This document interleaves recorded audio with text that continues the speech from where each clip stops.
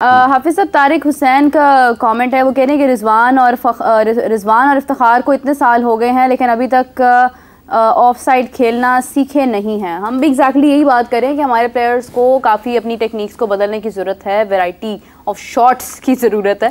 हाफिज साहब, आपको नहीं लगता कि हमारे जो टॉप प्लेयर्स हैं इस वक्त, रिजवान, बाबर स्पेशली अगर उनकी बात की जाए, तो इनमें कॉन्फिडेंस की बहुत ज़्यादा कमी होती जा रही है कि शॉट्स मारने से भी ये डरते हैं, बस ये चाहते हैं कि ये सिंगल्स और डबल से ही मैच पूरा कर दें। एतमाद भी एक वजह है, जब आप इतना ज़्यादा हार रहे होते हैं और फिर आप किसी की बात सुनना भी नहीं चाहते हैं, टीम में इत्तेहाद की कमी हो, मतलब चीज़ें जब आपके कंट्रोल में ना हो ना, और ये सारी परफॉर्मेंस बेस्ड है। अगर आपकी कारकर्दगी अच्छी हो, आप मैचेस जितवा रहे हो अपनी टीम को, मतलब अगर 120 वाला जो मैच था पाकिस्तान का, अगर वो कप्तान जितवा देते, रन्स पूरे करके बाहर जाते, और उनको जैसे कल सवेरा ने बताया कि आयरलैंड का जो मैच है वो कहाँ पे होना है, तो अगर सवेरा ने जैसे कल बताया कि पाकिस्तान के ड्रेसिंग रूम में बाद में बाबर आजम ने बकौल सवेरा साहबा कि उनको ये पता चला कि कप्तान ने ये कहा है कि मैं आउट हो गया हूँ तो 120 भी नहीं हुआ, तो फिर उनको ये ना कहना पड़ता ना। तो जब लोग ये कहेंगे कि जनाब अगर आप इतनी बेहतरीन खिलाड़ी थे, अगर आप इतनी बेहतरीन खिलाड़ी हैं पाकिस्तान के, तो फिर सुपर ओवर खेलने के लिए चले जाते यूएसए के खिलाफ। बिल्कुल सही बात है, बेस्ट बैटर है ना आप जी, तो फिर आप चले जाते। आप ये देखें कि इमामुल हक की अगर हम बात करें तो आपको याद होगा कि गुज़िश्ता चंद मैचेस में उनकी बहुत स्लो परफॉर्मेंस, स्पेशली अगर हम टेस्ट की बात करते हैं तो उन्होंने बहुत देर वहाँ पे, पहले तो हम ये कहते रहे कि नहीं चले ठीक है, उनका वहाँ पे रुकना अच्छा था, फिर उसके बाद देखा गया कि नहीं बहुत स्लो बैटिंग थी, बहुत स्लो स्कोर किया। वही चीज़ अब तमाम प्लेयर्स में आती जा रही है। T20 के अंदर भी इनसे स्कोर नहीं हो रहा, बस इनको ये चाहिए कि हम लोग वहाँ पर मौजूद रहें, हमारी विकेट ना जाए, बस अपनी विकेट बचाने के चक्कर में ये स्कोर भी नहीं कर पाते हैं। मतलब एक छोटा सा स्कोर है, 100 का स्कोर है, ठीक है, ऊपर वाले तो चलें आप ना काउंट करें, 100 का स्कोर है, वो आपसे नहीं हो रहा कि आपको इतना वक्त लग रहा है कि आप कहाँ जाकर 18 ओवर पूरे करने के बाद आप कह रहे हैं कि जी हम जीते हैं मैच। मतलब आज देखें आप, अगर ऑस्ट्रेलिया और नामीबिया का हम देखें तो एक बड़ा डिफरेंस है। मतलब ऑस्ट्रेलिया ने किस तरह 5 ओवर्स में, मेरे ख्याल से 6 ओवर्स में उन्होंने स्कोर पूरा कर दिया। तो दिस इज द डिफरेंस ना, बड़ी टीम्स के साथ जब मुकाबला होता है छोटी टीम्स का, तो एक वाज़ेह फ़र्क तो नज़र आना चाहिए ना। मेरे यही है वो एक प्रोसेस कि आप अगर प्रोसेस पे चलते हुए टीमों में आएंगे ना, और आपने वो सारे मराहल जो मदारिज हैं उनको आपने तय किया होगा, तो आपको पता होगा, आप रिपीट करते हैं चीज़ों को। एग्जैक्टली आप मुश्किल सूरत हाल में एक मरतबा नहीं कई मरतबा जाते हैं, तो आप पैनिक होते ही नहीं है। तो क्यों विराट कोहली पैनिक नहीं होता ना अंडर चेस करते हुए? बिल्कुल सवाल तो ये है, नॉर्मल एग्जैक्टली क्यों नहीं होता ना पैनिक? इसलिए नहीं होता कि वो रिपीट कर रहा है बार बार, वो फिजिकली मेंटली फिट है, उसने एक बार नहीं, 2 बार नहीं, 3 बार नहीं, 4 बार नहीं, 5 बार नहीं, मतलब कितनी बार अपने करियर में प्रेशर हैंडल कर रहा है, उस से गुजरा है सूरत हाल से, ऐसे ही है। वो आदी हो चुका है, उसका ज़हन पुख्ता हो चुका है, पक चुका है, उसका जो दिमाग है, उसकी जो बॉडी है, वो इस तरीके से रिएक्ट करती है, उसके ऊपर रिस्पॉन्ड करती है जब वो उस किस्म की सिचुएशन में खेलने के लिए आता है कि उसके लिए कोई नई चीज़ नहीं होती। और अगर आप किसी नए खिलाड़ी को वहां पर लाएंगे तो उसके हाथ, जैसे शिवम दुबे खेले हैं ना पाकिस्तान के खिलाफ, ड्रॉप कैच भी हुआ, और कितनी हाई होप्स के साथ उनको लेके आए इंडिया से, कितनी शानदार परफॉर्मेंसेस के बाद आईपीएल में, और उनसे तवक्को ये थी कि यार ये कुछ डिफरेंट करेंगे, कुछ डिफरेंस क्रिएट करेंगे। लेकिन जब वो वहां पर आए हैं तो वो लगा यार कि अभी शायद अभी ये तैयार ही नहीं है इस जगह के लिए। तो फर्क क्या है?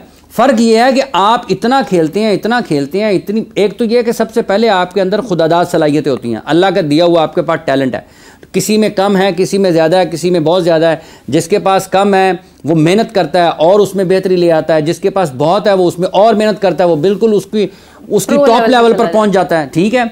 तो वो एक फ़र्क है उसमें कि जब आप रिपीट करते हैं, आप अपने आप को ज़हनी तौर पर तैयार करते हैं, आप खड़े होते हैं, भाईजान मैंने दोबारा आउट नहीं होना, मुझे लगाया ये बाउंसर, मैंने इसको मारना है। उसकी एक मिसाल आमिर जमाल ने आपको दी थी जब ऑस्ट्रेलिया में टेस्ट मैचेस हो रहे थे, उसको एक बाउंसर मार के जैसे वो मिच स्टार्क हंसा था, उसके बाद उसने मार के छक्के जो है ना वो उसको हाल कर दिया था।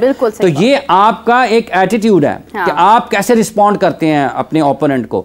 तो क्यों विराट ज़्यादा माना जाता? क्यों? जब रोहित शर्मा ने पहला ओवर खेला शाहीन का, उसने कैसे उसको छक्का लगाया, बीच में से उठाया, तो वो तय करके आया ना कि मैंने इसको मारना है, लेकिन उसका एक मेथड है, वो शॉट्स खेलनी आती हैं उसको, उसने सारी जिंदगी खेला दुनिया के टॉप क्लास बॉलर्स को, ठीक है, वो रिस्पेक्ट करेगा अच्छे बॉल का, लेकिन वो उस पॉजिटिव सोच के साथ होगा कि मुझे जो बॉल मेरे जोन में है, एक तो मैंने उसको खेलना है। आप दो चीजें हैं, स्किल्स क्या है उसकी, हाँ। अच्छे बॉल को भी खेलना है, और जब आप बाउंड्री बॉल देंगे तो उसको तो उसने मारना ही मारना है। वो शाहीन का कोई बुरा बॉल थोड़ा था, कोई आप दूसरा बंदा, ये बिल्कुल वैसे ही है जैसे फिल सॉल्ट ने मिच स्टार्क को मारा था। आप उसकी डायरेक्शन डिफरेंट कर सकते हैं कि डिफरेंट डायरेक्शंस में शॉट्स गए हैं, ठीक है, उसकी पावर डिफरेंट कर सकते हैं, लेकिन वो बिल्कुल जिस तरीके से उसने खेला है वो स्किल्स के ऊपर है। हमारे बैट्समैन उसी बॉल को यूं करेंगे साइड पे कि फाइन लेग पे जाए,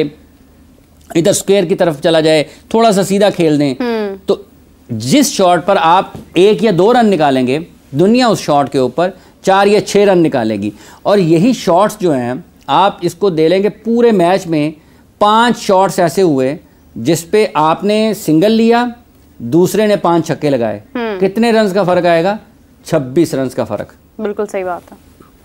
5 छक्के 30, किसी ने 5 छक्के लगाए उस बॉल के ऊपर, उन्होंने 30 रन निकाले, आपने उसी बॉल के ऊपर 5 सिंगलें ली, तो फर्क आ गया 25 रन का। तो ये 25-26 रन का जो डिफरेंस है, ये जब आप मैच को एनालाइज करेंगे, आखिर में उसका जायजा लेंगे, तो आप कहेंगे 30 रन ज़्यादा हो गए। फिर जब आप 30 रन पे जाएंगे तो फिर आप मज़ीद के यार 30 रन क्यों ज़्यादा हो गए, फिर आप उसको फील्डिंग में देखेंगे, फिर आप उसको बॉलिंग में देखेंगे, फिर आप उसको बैटिंग में देखेंगे, फिर आप उसको बाउंड्री बॉल्स पे देखेंगे, किस बॉलर ने बाउंड्री बॉल ज़्यादा कर दी है, यहाँ पे मिस फील्डिंग कर दी। कल तो अभी जैसे फील्डिंग हो रही थी, या कल या परसों मेरा ख्याल है, पाकिस्तान के तो फील्डर्स को डाइव करना नहीं आता है। डाइव करना नहीं आता, पीएचडी के मैं एक प्लेयर देख रहा था, चार्ल्स बीरी उनका नाम है, उन्होंने डाइविंग कैच पकड़ा था 2021 में ना, क्वालिफायर खेल रहे, तो इतना एक्स्ट्रा ऑर्डिनरी डाइविंग कैच पकड़ा। अभी को 2 साल पहले विमेंस वर्ल्ड कप हो रहा था, सुबह 10, 11, 11, साढ़े 11 बजे का टाइम था, वेस्ट इंडीज़ और ऑस्ट्रेलिया का मैच था। पॉइंट पे वेस्ट इंडीज़ की एक फील्डर मौजूद थी, उन्होंने जो पॉइंट पे कैच लिया था, उस विमेन प्लेयर को देख के कुछ जॉन्टी रोड्स याद आते हैं लोगों को। क्या बात, इतनी शानदार उसकी फील्डिंग थी, जैसे उन्होंने डाइव किया और जैसे बॉल लिया है ना। तो पाकिस्तान अभी कल परसों एक पाकिस्तान के फील्डर हैं, उन्होंने स्क्वायर पर मेरा ख्याल डीप कवर्स में या पता नहीं कहाँ थे, मेरे जहन से निकल गया है, उनको प्रॉपर डाइव ही नहीं। आप दूसरे दुनिया के मुल्कों को देखेंगे ना, खिलाड़ियों को जो फील्डिंग कर रहे हैं, जब वो डाइव करके बॉल को रोकते हैं ना, उसका एक मेथड नजर आता है कि बॉल को क्लियर कैसे करना है कि ये बॉडी के करीब ना रहे या बाउंड्री की तरफ ना चली जाए, बिल्कुल, या बाउंड्री की तरफ ना चली जाए। हम बस यूं गिरते हैं और पता नहीं बस डाइव लगा देते हैं, हमारे गिरने से बॉल बल्कि लग जाती है। और फिर इसकी एक साइंस है इस तरीके से, मतलब इसकी टेक्निक है ना, जैसे आपकी बैटिंग की टेक्निकल चीज़ें हैं, आपकी बॉलिंग की टेक्निकल चीज़ें, फील्डिंग की भी ये टेक्निकल चीज़ें हैं कि आपने कैसे लैंड करना है, कैसे स्ट्रेच करना है, आपके जिस्म का कौन सा हिस्सा ज़मीन पे गिरना चाहिए कि आपको इंजरी ना हो जाए, क्योंकि आप डाइव कर रहे हैं ना ज़मीन के ऊपर। तो हमारे तो अभी सीधे डाइव करने नहीं आते। फिर हमें ये नहीं पता चलता कि अगर हमारे पास 2 कीपर हैं तो हमने स्लिप में भी एक कीपर को खड़ा कर लें, वो ज़्यादा बेहतर उसकी वहाँ पर पोजीशन है, ज़्यादा अच्छे तरीके से बॉल ले सकता है।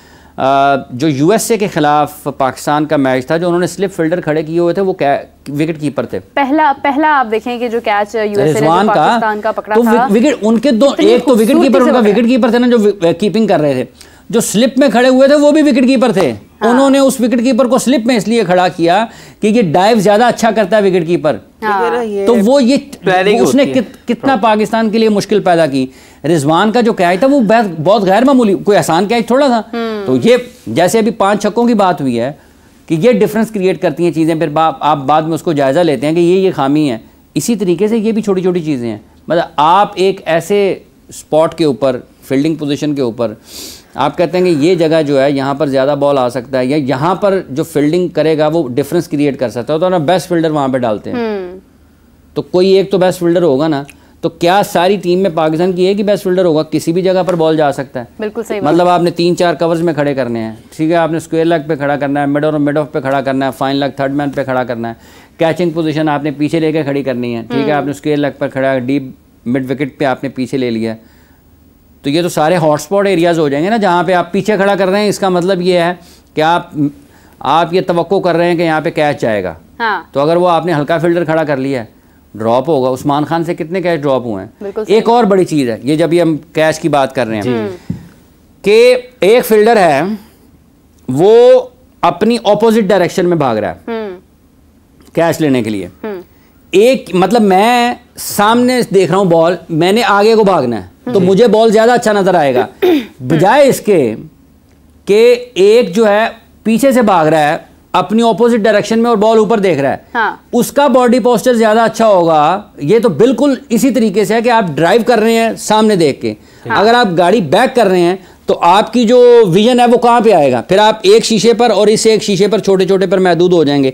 और अगर आप सामने देख के गाड़ी सामने चला रहे हैं तो आपके सामने इतनी स्क्रीन है, ब्रॉडर विजन होगा। ठीक है, सही बात। तो ये दो फील्डर्स के दरमियान में अगर ये कैच है तो ये दो फील्डर्स ने ये फैसला करना है, उस फील्डर ने जिसके सामने बॉल है वो आगे को भाग रहा है उसके लिए आसान होगा। ये ड्रॉप कैच हुआ है कल, देखें फखर का।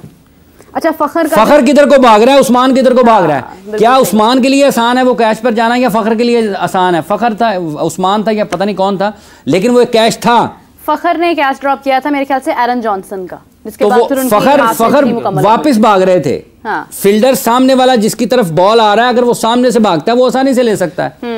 इमरान भाई, आपको याद होगा 2007 का वर्ल्ड कप था तो बरबूडा खेल रहा था इंडिया के खिलाफ, तो एक आइकॉनिक कैच था, काफी वो फैट प्लेयर थे, उन्होंने स्लिप में बहुत आइकॉनिक कैच किया था आपका। हाँ, वो अभी भी वो दिखाते हैं उसका फ्लैशबैक, वो जब की उसकी वो रिकैप देता है आईसीसी तो वो कैच मेरा ख्याल दिखाते हैं उसकी, अभी भी वो आईसीसी दिखाते हैं उसके मुख्तलिफ जब इवेंट्स जब आते हैं वर्ल्ड कप तो उसमें वो चलता नजर आता है। हाँ, बिल्कुल सही बात कौन है। पकड़ेगा?